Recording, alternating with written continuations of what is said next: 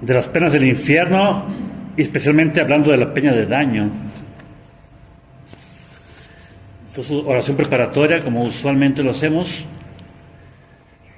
El preámbulo va a ser ver con la imaginación la longura, la anchura, la profundidad del infierno y ponernos ahí en espíritu, como estuviéramos ahí también.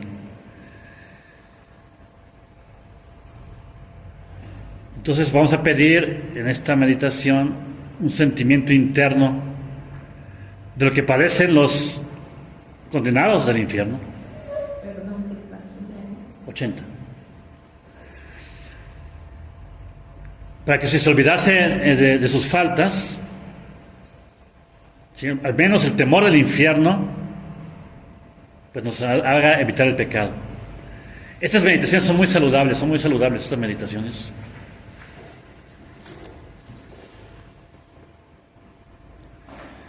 Entonces aquí dice, bueno, parte del preámbulo es ver con la imaginación, con la vista, los grandes fuegos, las almas como cuerpos ígneos, o sea, en fuego, como carbones encendidos. Escuchar los llantos, alaridos, voces, blasfemias contra Cristo y contra los santos. El tercero, oler con el olfato, el humo, la piedra, el azufre, las cosas pútridas.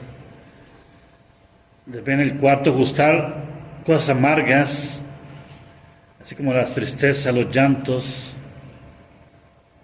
El ver mi conciencia en ese momento, los pecados que haya cometido. Tocar con el tacto, cómo los fuegos tocan y abrazan las almas.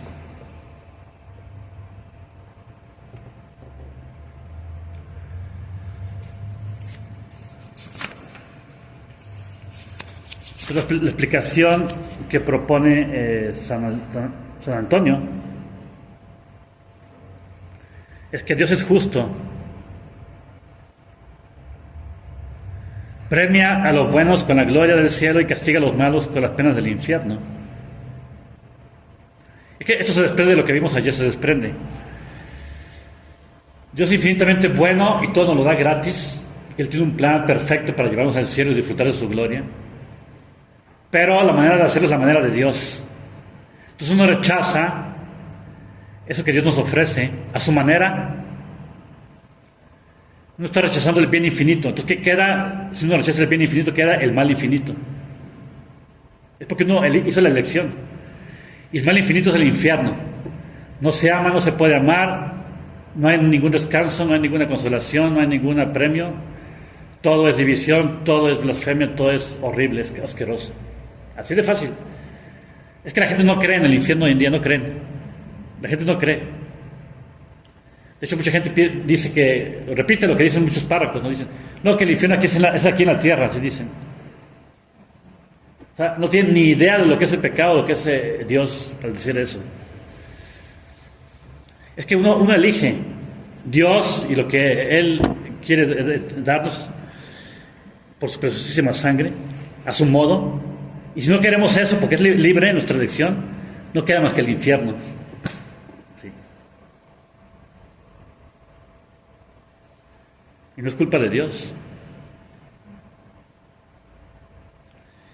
Y la mayor parte de los santos, bueno, no, de hecho todos los santos dicen que la mayoría de los católicos va al infierno.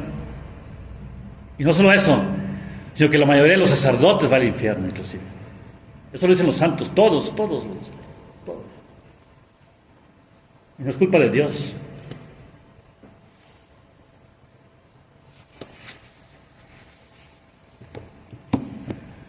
Por eso es tan grave, estos temas son muy graves de meditarlos, porque va a suceder. Esto es de la fe católica. Dios habla del infierno 63 veces, como el llanto y crujir de dientes que no tendrá fin. La suerte de los demonios. Del cielo habla 31 veces. O sea, habla del infierno Jesucristo mismo al doble. Claro, porque la gente por las buenas no entiende. Entonces hay que decirle por las malas, ¿no? para que por lo menos por la amenaza dejen de cometer pecados.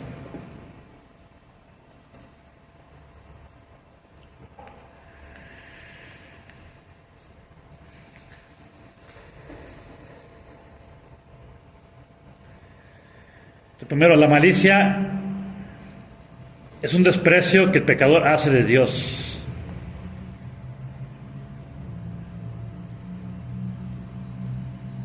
O sea, es castigado con pena de daño, que es no ver a Dios, no poder ver a Dios. Porque despreció a Dios.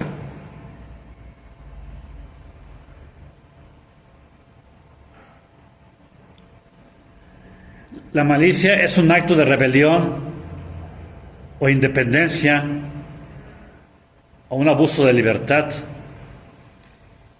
Y por eso es castigado con la esclavitud y sujeción a Satanás.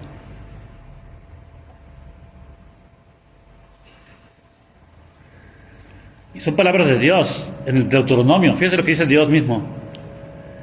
Por cuanto no serviste al Señor tu Dios con alegría en tu corazón, servirás a tu enemigo con hambre, con sed, con desnudez y con todo género de carestía.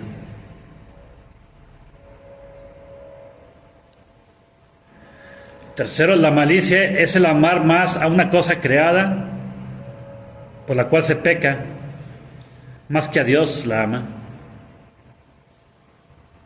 Por eso una cosa creada como el fuego, es justo que la atormente, por cuanto no quiso lo que Dios quería para ella. Es la pena de sentido que le llamamos. El dolor físico, ¿no? Bueno, y la gente se pregunta, pero bueno, si cuando uno muere y si alguien va al infierno después de la muerte, se va el alma al infierno, porque el cuerpo todavía no resucita. Entonces, ¿cómo sufre el fuego? Y eso es lo que responde Santo Tomás. Dice: las almas que van al infierno, aún antes de que se unan con su cuerpo, Dios las ata a algo material como si fuera su cuerpo, de tal manera que sí sienten en sus sentidos como si tuvieran su cuerpo. Así de fácil, así de grave.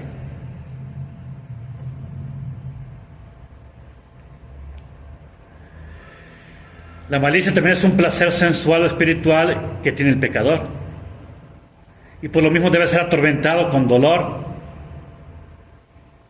como Dios quiere, porque se ha engreído y regalado, dice el Apocalipsis, dadle otro tanto de tormento y de llanto. Cuanto se ha engreído y seguido sus pasiones, darle otro tanto de tormento y de llanto. Son palabras de Dios mismo. Pues el tiempo del arrepentimiento y de hacer resoluciones fuertes, firmes, es el retiro. Para eso son los retiros.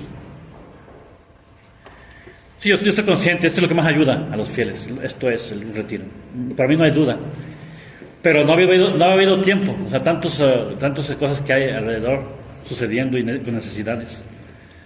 Pues me da gusto que aprovechen y se hagan apóstoles de retiros. Seguramente vamos a hacerlo cada 2 años y intercalando con hombres, ¿no? El próximo julio hombres, después en 2 años otra vez las mujeres, en julio.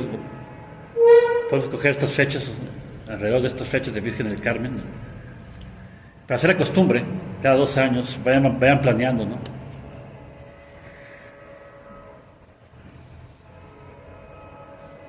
La malicia es la soberbia, que consiste en querer el hombre ser feliz por sí mismo, independientemente de Dios, y por esto en el infierno haya la humillación, la confusión y todas las penas. Y finalmente, como el pecador en el infierno ya se halla en su término, como la piedra en una poza, da con la obstinación y por lo mismo la duración de las penas ha de ser eterna. O sea, un pecador en el infierno no se arrepiente, nunca. Es para recordar que el arrepentimiento es una gracia que no podemos desaprovechar. Que estar aquí en el retiro es una gracia muy grande. Porque es un arrepentimiento no solamente para esta semana, sino para poner los cimientos para toda su vida, vivir bien como católicos. Intentar cada 2 años, renovar ese fervor, ¿no? Entonces, en cuanto a la pena de daño, miremos a un hombre con todos los males y sin ningún bien. El cristiano condenado en el infierno pierde a Dios, sumo bien y eterna felicidad. Perder a Dios es un mal que excede tanto a todo lo que puede alcanzar nuestra imaginación, que es tan imposible comprenderlo como lo es comprender el bien infinito que hay en poseer a Dios. Sin embargo, podemos concebir alguna oscura idea. Entonces entremos dentro de nosotros mismos y ponderemos seriamente qué significa perder a Dios. Primero, el condenado pierde la fruición de Dios. Al momento que entra un alma en el cielo, la reviste Dios con una luz tan clara que puede conocer perfectamente cuanto es capaz de una criatura, conocer todo el abismo de la infinita esencia y la inflama en tan encendido deseo de gozarle, que una dilación, aunque momentánea, le causaría infinito dolor, pero porque ella desea ardentísimamente este bien y al mismo tiempo le goza perfectísimamente, con la certeza infalible de que lo gozará eternamente, siente en sí tal y tanta inundación de gozos que todos los demás deleites del paraíso se pueden reputar por nada en comparación de estos. Ahora, en el infierno sucede todo lo contrario. Al entrar el alma en él, derrama Dios sobre ella una luz tan viva que puede conocer en cuanto alcanza su capacidad la grandeza de su infinita y divina esencia.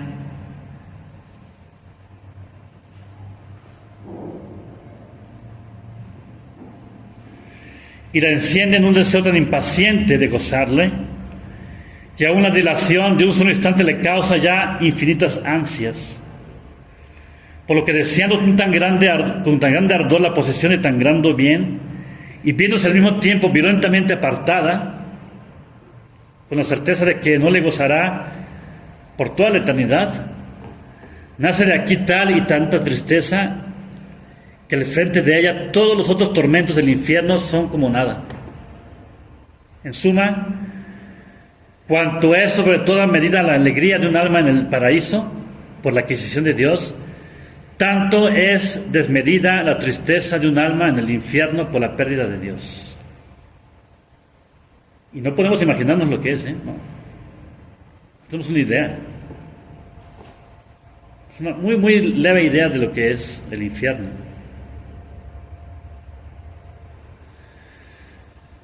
Segundo, el condenado pierde la providencia de Dios sobre sí.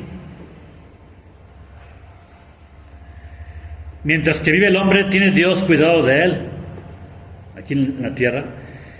Nos ilustra el entendimiento, nos da luces, nos da santos deseos, nos estimula al bien, nos manda los ángeles, los santos, las personas buenas, la iglesia. Le retrae del mal, le consuela, le fortalece. Pero nada de esto tiene que esperar un alma que ha entrado en el infierno. Dios ya no piensa en ella y la mira como una cosa que no le pertenece. Y así por toda la eternidad no volverá a ilustrarle el entendimiento. Ya no excitará su voluntad al bien. Ya no le despertará en el corazón ningún deseo piadoso. Se hará incapaz de toda obra buena. En su imaginación no habrá más que espectros espantosísimos. En el entendimiento solo reinarán pensamientos, los más funestos. La voluntad estará agitada perpetuamente de furor, de rabia, de desesperación. La memoria se verá siempre angustiada con los más aflictivos recuerdos. Y a donde quiera que se vuelva la desgraciada alma no encontrará cosa alguna que tinieblas, confusión, amargura, crueldad, demonios. dolores. Tercero, el condenado, perdiendo a Dios, pierde también el afecto con que era amado de las criaturas. La Santísima Virgen María, el ángel de la guarda, todos los santos aman al hombre mientras vive en la tierra. Pero una vez reprobado por Dios, también será reprobado por ellos. No tendrán hacia esa persona por toda la eternidad ni siquiera un pensamiento benigno. Antes se complacerán viéndole en las llamas como víctima de la justicia de Dios. Eso no lo entendemos, pero eso es cierto, no es crueldad. Es que se va a glorificar la justicia de Dios en esas personas. Y los santos están de acuerdo en eso. La Virgen Santísima está de acuerdo también. Nuestros parientes van a estar de acuerdo también. Le aborrecerán, le maldecirán y se reirán de él en su extrema miseria. La propia madre terrena desde el paraíso verá a su hijo condenado sin conmoverse nada, como si jamás lo hubiera conocido. Gravísimo. Lo peor es que de toda aquella inmensa multitud de condenados en el infierno, no hay ni uno que no aumente a sus compañeros los tormentos, parte por el horror que el uno causa al otro, parte por la rabia con que se enfurecen unos contra otros, además por el calor, la fetidez y la estrechez. Cuarto, después que el condenado ha perdido a Dios y con él todas las cosas, entra además bajo la potestad del demonio. Dios no cuida ya de él y le deja en pleno arbitrio de su enemigo.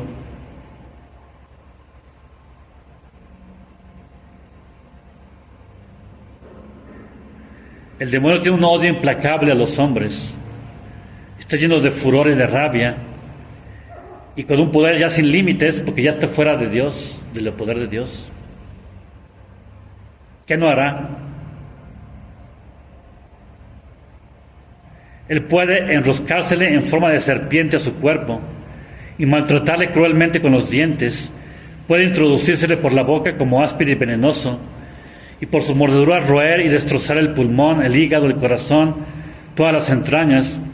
Puede hacerle tragar metales derretidos y darle por manjar esfuerzos ponzoñosos. En suma, puede atormentarle como quiera y a su placer, porque Dios se ha retirado y él ha quedado como despótico dueño.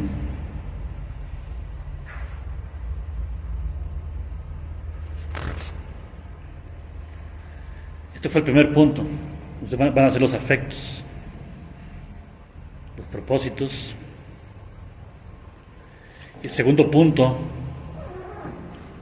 el condenado en el infierno halla a Dios como sumo mal. Así es. Quien pierde a Dios como sumo bien, le halla como sumo mal. Pero ¿cómo puede ser que Dios, que es sumo bien, y la bienaventuranza del hombre se convierte en sumo mal y la única infelicidad del hombre?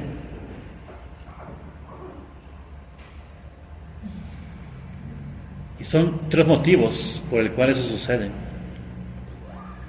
Porque Dios infunde y conserva en el réprobo un vivísimo conocimiento de su hermosura, con un deseo el más ardiente de gozarle a Dios. Entonces el alma tiene en el infierno un conocimiento mayor del que tiene en esta vida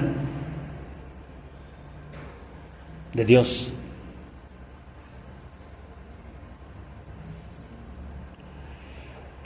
Y este conocimiento es vivísimo en ella y le representa vivísimamente aquella inmensa felicidad y bienaventuranza que podría haber gozado. De aquí proviene lo que experimenta una amargura que no se puede concebir, siendo en todo momento impelida hacia Dios con los más ardientes deseos y viéndose también a cada instante rechazada del Señor. ¿Qué tormento no experimentaría un sediento que, atado de pies y manos por 1000 años, estuviese viendo siempre delante de sí una gran vasija de la más deliciosa bebida y no pudiese llegar los labios ni gustar una gota de ella? Segundo punto, es porque Dios conserva en el réprobo la vista de su rostro indignado. Jamás se representa a Dios a los ojos del alma condenada bajo otro aspecto que la de un Señor sumamente enojado, indignado, armado siempre para la venganza y siempre ocupado en atormentarla y perseguirla. Ella se esfuerza con todo su poder para sustraerse de tan atormentadora vista, por huir de su presencia y librarse de su indignación. Pero cuanto más se esfuerza, tanto más se le acerca a Dios para hacerla sentir el peso de su mano y toda la amargura de su cólera. No será difícil de conjeturar la atrocidad de esta pena. Así como solo la vista del amabilísimo rostro de Dios basta para colmar a todos los bienaventurados de un infinito gozo, así también la vista del rostro airado de Dios basta solo para imprimir en todos los condenados un espanto infinito y una infinita pena. Tercer punto, es porque Dios conserva al condenado la vida, no lo extermina, no lo aniquila. El deseo más vehemente que tiene un condenado en el infierno es de morir, de no existir ya.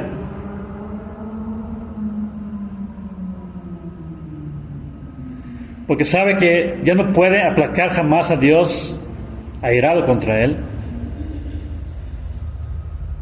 Quisiera verse librarse de todo esto, pero en vano lo deseará, porque mientras viva Dios, vivirá también el condenado como condenado. Y así como Dios conservará eternamente a los santos en el cielo para recrearlos con nuevos placeres, así también conservará eternamente a los condenados en el infierno para atormentarlos siempre con nuevos tormentos. Y el cuarto punto, el último, es que Dios conserva su ira contra el condenado. Este desgraciado maldecirá 1000 y 1000 veces sus pecados, aunque obstinadamente. Prorrumpirá en suspiros lastimosísimos, capaces de mover a compasión aún a las piedras. Derramará lágrimas bastantes a inundar toda la tierra. Arderá por tanto tiempo que se podría decir que por cada pecado mortal había ya sufrido en aquellas llamas 1000 millones de años. Mas todo eso no calmará el enojo de Dios, ni le moverá jamás a piedad. El Señor continuará mostrándose indignado con él, ni acabará de aborrecerle por toda la eternidad. Pues ahora, sabiendo esto, el condenado se abandonará a una total desesperación, se enfurecerá, se llenará de rabia y con sumo despecho morderá sus propias carnes, y no satisfecho aún con esto, concebirá un odio eterno contra Dios. Vendrá, por decirlo así, a ser demonio, vomitando contra el Señor continuas maldiciones y blasfemias, y tendrá contra él tal ojeriza que, si le fuere posible, maquinaría su total aniquilamiento. ¿Y por qué? Porque acuérdense, Dios es santidad infinita. Y Dios es Dios, nunca cambiará Dios. Por eso el mal, Dios nunca lo acepta. Nunca puede convivir con Dios el mal, no puede entrar el mal en Dios. Ahora entiende por qué la crisis de la iglesia es tan grave, la crisis que han metido herejías como parte de la doctrina católica. O sea, Dios no puede estar ahí, Dios no puede dar gracia en ese ambiente. En un sacerdote que acepta herejías y las tiene como católicas y las enseña, Dios no puede estar ahí, no puede. Pues ahora entiende por qué el primer mandamiento es así: los signos de fe, esperanza y caridad, darlo todo con toda nuestra fuerza y fidelidad posible, en todo momento. Para tratar de hacer su meditación.